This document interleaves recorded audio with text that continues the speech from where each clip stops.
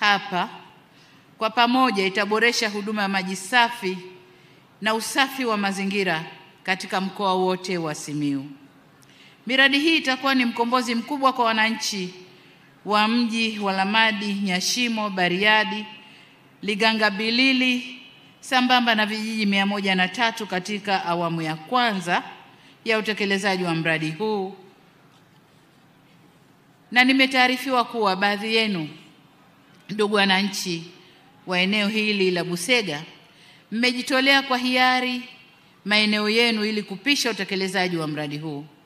Niwapongeze sana kwa uamuzi huo, na kwa kweli utachangia kuongeza kasi ya utekelezaji wa mradi huu, kwa sababu msingetoa maeneo haya bila masharti, mngetaka kulipwa, pengine mradi ungechelewa kusubiri malipaji ya fidia.